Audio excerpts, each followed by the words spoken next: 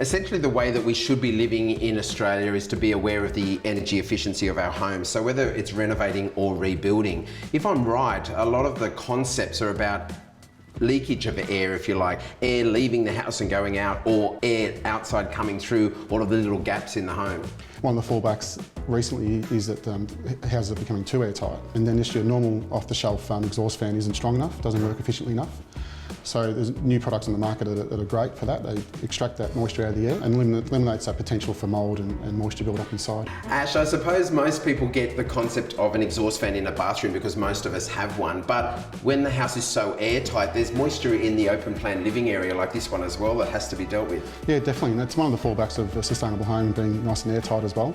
There is potential of mould building up if things aren't extracted and ventilated enough and well.